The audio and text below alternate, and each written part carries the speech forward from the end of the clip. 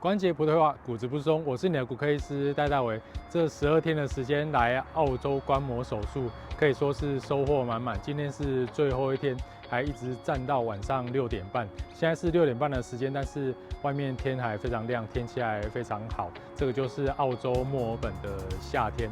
那这一个医院呢，非常像是度假饭店，也非常羡慕有这样子的环境，所以病人在这样子的医院住院应该可以恢复得蛮快的，医生在这样子的医院工作应该也会蛮开心的。好，那这一次我来澳洲呢，主要有3个目的，一个是观察正前开人工髋关节手术。那我做这个手术已经有一段时间了，累计也有一定的病例数量，所以我是想说来看看真正的大师到底是怎么做，有哪些细节我还可以再学习、再优化的地方。那这12天的时间，我总共在2个医院看了这样子的手术，那我相信对我来说是收获满满。我迫不及待回去优化我的手术流程了。我相信正前开人工髋关节手术应该是未来一个趋势，因为它不会伤害到肌肉，那手术后恢复也非常的快。好，那第2个我来看的就是机器手臂的人工髋关节手术跟人工膝关节手术。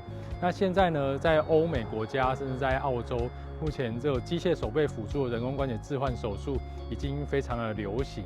那它可以做到非常精准，就是精准到0.5 mm、1 mm 的这种距离，还有角度也可以精准到1度啊、2度这种非常精细的角度。所以我相信这个未来也是一个趋势。当然，这个在台湾还不普及，但我相信应该会越来越多才对。那我非常有幸可以在这里参与了一些机械手臂辅助的人工关节手术，那有一些初步的经验。好，那第3个呢，我来这里，我有一天去了这边的人工关节的一个教学手术室，所以里面有机械手臂的器材啊，有电脑导航的器材啊，那我都可以实际在人工的骨头上面操作，就觉得非常开心。这个是一个很好的学习机会，因为在台湾很少有这样子的模拟手术室，可以让医生就随便去操作这些高科技的器械，就非常珍惜这一次学习的时间。这次真的非常感谢澳洲的教授 Professor Tong Tran 跟 Dr. Peter Hamilton， 他带我这个手把手去看这一个手术，然后告诉我这些手术的细节跟流程，让我学习到非常多。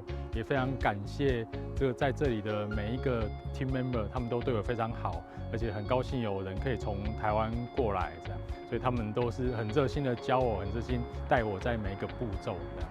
好，希望我的学习对未来我的手术跟我的临床服务会有帮助。这次的影片就到这里告一段落，明天我就要飞回台湾了。OK， 喜欢我的影片记得按赞、分享，并且开启小铃铛。我是你的骨科医师戴大为，我们下次再见，拜拜。